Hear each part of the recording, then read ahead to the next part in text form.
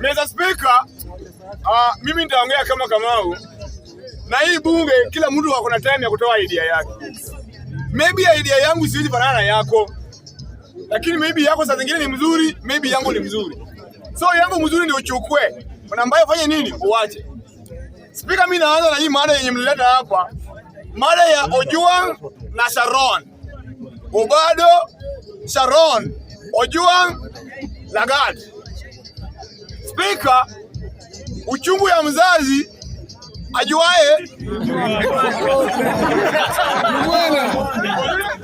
uchungu ya bwana ajuae mzazi. Uchungu ya mtoto bwana wangu hiyo. Yaani uchungu ya mtoto ajuae mzazi.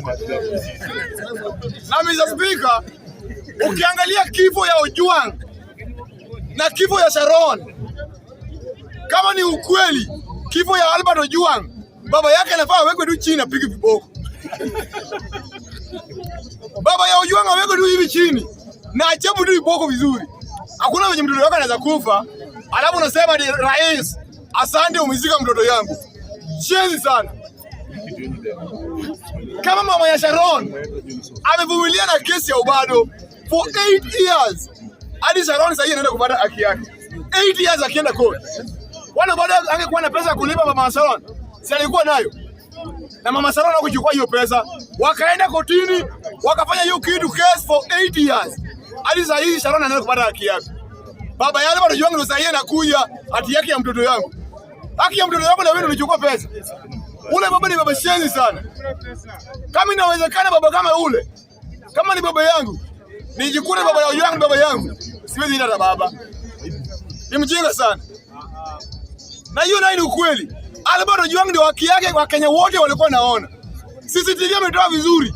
Venye mtoto amechukuliwa, venye mtoto amewekwa cell na venye mtoto anapigwa. Alafu bado anachukua pesa hadi rais asante kwa kunilipa 2 milioni. Sasa hivi bado uko na hiyo 2 milioni. Si umerudi kwa street na unalia tena. Hadi tena ulipwe nini? Hiyo 2 milioni ndio ukule. Hakuna unaongezwa. Na rais usimuongeze hata shilingi moja. Hiyo 2 milioni alikula ndio akule. Na akikuja court mfunge huko ndani. Yeye aenda oze huko ndani.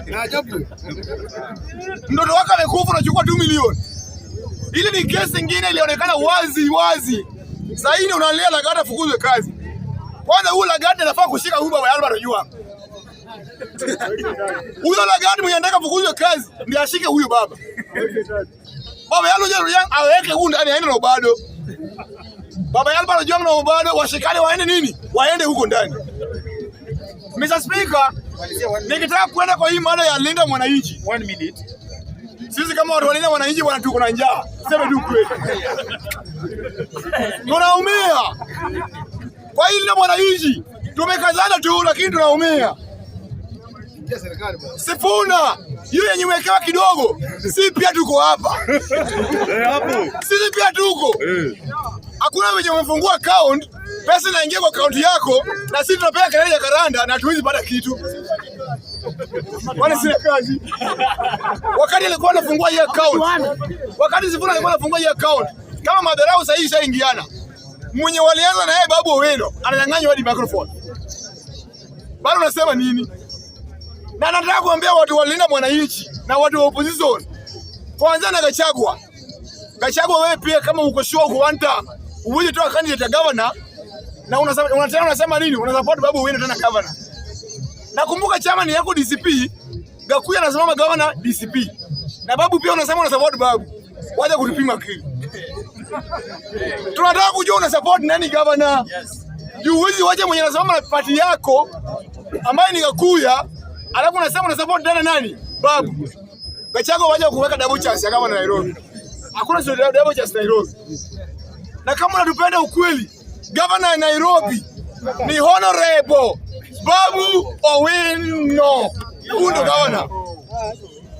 Huyo ndio lawyer, huyo ndio daktari na huyo ndio pilot.